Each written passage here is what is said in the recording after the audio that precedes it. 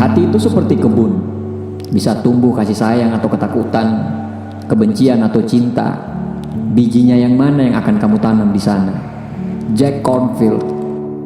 Manusia merupakan makhluk yang paling sempurna yang diciptakan Tuhan. Manusia sejatinya memiliki beberapa unsur utama dalam dirinya: badan manusia, roh manusia, serta jiwa manusia. Jasmani, badan, terdiri dari beberapa anggota badan yang dapat terlihat oleh mata manusia. Rohani memiliki ciri-ciri yang berbeda dengan unsur jasmani. Ruh sifatnya tidak terlihat oleh mata manusia.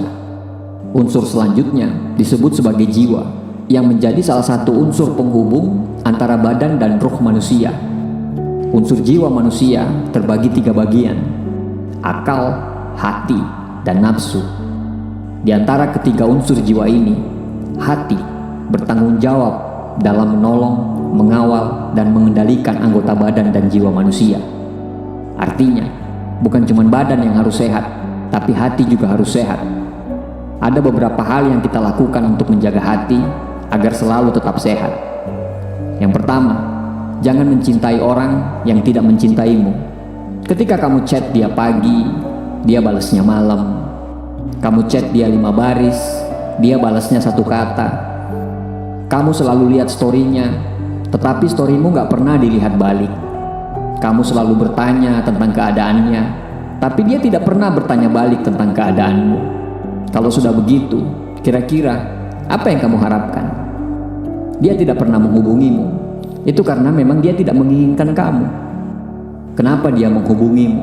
Itu mungkin karena kamu yang minta. Dia tidak memberi apa yang kamu minta. Itu karena memang dia tidak takut kehilangan. Terus kalau sudah seperti itu, apa yang harus kamu perjuangkan? Sudahlah, berhenti untuk mencari alasan. Cinta tidak serumit itu. Kamu aja yang keras hati dan tidak menyadari.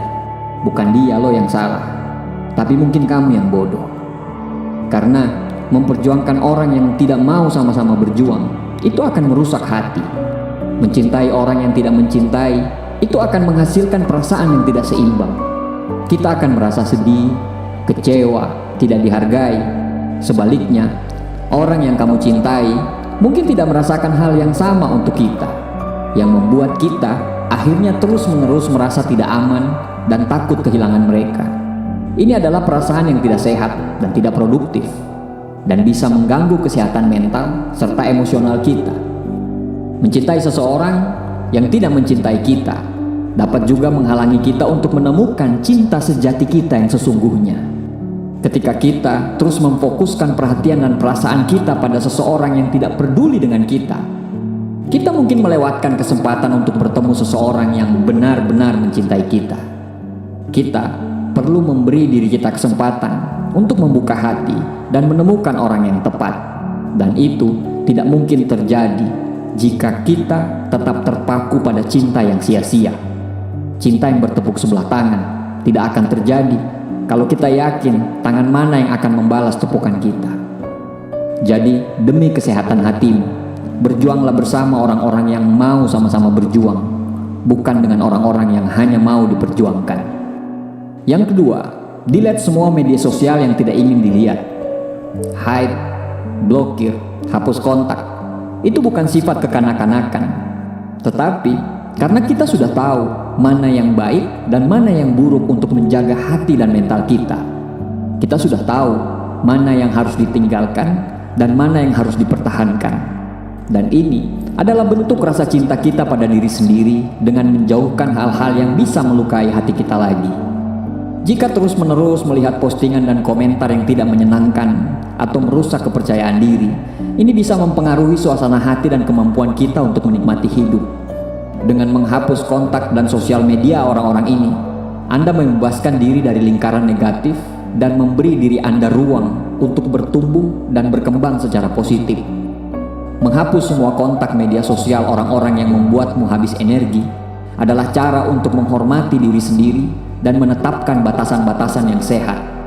Jika seseorang terus-menerus memposting hal-hal yang merusak dan membuatmu merasa tidak dihargai, itu adalah tanda bahwa mereka mungkin tidak peduli dengan perasaan atau kebutuhanmu.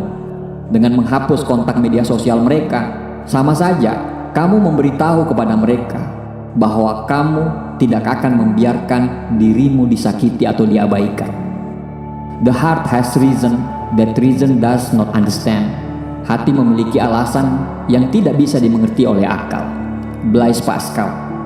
Yang ketiga, hidup apa adanya tanpa melebih-lebihkan.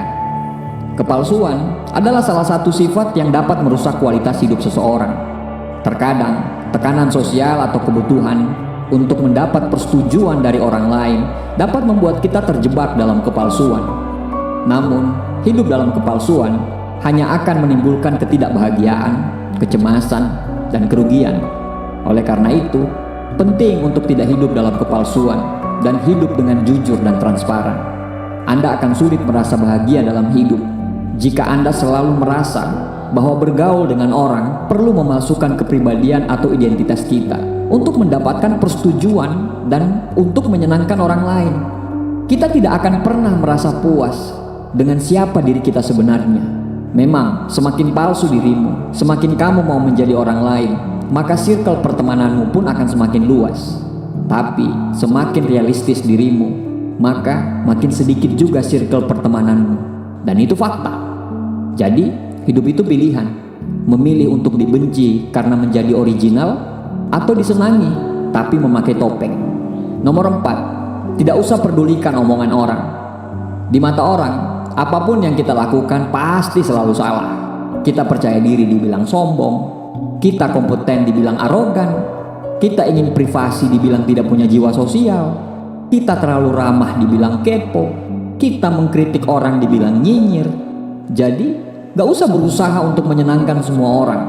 Karena ketika kamu berusaha untuk membuat semua orang senang, maka pasti akan ada satu yang sedih, yaitu dirimu sendiri. So, jadilah dirimu sendiri. Yang kelima, stop overthinking. Overthinking hanya membuang-buang waktu dan energi saja. Terus memutar ulang pikiran dan memikirkan situasi atau masalah yang sama berulang-ulang hanya akan membuang waktu yang seharusnya kita bisa gunakan untuk melakukan hal-hal produktif dan berarti. Selain itu, overthinking dapat menimbulkan rasa cemas dan khawatir yang berlebihan, yang dapat mempengaruhi kesehatan mental dan fisik kita secara negatif. Overthinking juga dapat membuat kita terjebak dalam siklus negatif yang tidak produktif. Terus-menerus memikirkan masalah dan situasi yang tidak dapat kita ubah hanya akan membuat kita makin tertekan dan merasa tidak berguna. Dalam beberapa kasus, overthinking bahkan dapat memperburuk situasi yang sudah sulit. Sebaliknya, belajar untuk mengalihkan perhatian ke hal-hal yang lebih positif dan konstruktif dapat membantu kita merasa lebih baik dan menghindari situasi buruk. Nomor 6, dekatkan dirimu pada Tuhan. Ini adalah kunci dari segala urusan di dunia. Ketika kamu sudah melakukan semua yang di atas, tapi dirimu tidak dekat dengan penciptamu, semua akan sia-sia. Setiap orang memiliki jalan hidup yang berbeda-beda, dan melalui perjalanan hidup tersebut, kita seringkali merasakan kesulitan, kekecewaan, bahkan putus asa. Namun, dengan selalu mendekatkan diri kepada Tuhan adalah salah satu cara untuk tetap tegar dan bersemangat untuk menghadapi segala ujian hidup. Jangan pernah merasa sendirian dalam menghadapi hidup, karena Tuhan akan selalu bersama kita. Jangan ragu untuk membuka hati dan berbicara kepadanya dalam segala situasi atau kesulitan yang kita hadapi. Dekat dengan Tuhan, kita akan menemukan kekuatan dan pengharapan untuk tetap maju dalam menghadapi setiap rintangan hidup. Ingat, Tuhan akan selalu ada di dekat kita, sekalipun mungkin kita tidak merasakannya. Ingatlah selalu setiap dirimu sujud, engkau berbisik ke bumi, tapi terdengarnya sampai ke langit. Terima kasih. Demikian 6 hal yang dapat menjaga hati kita. Semoga bermanfaat.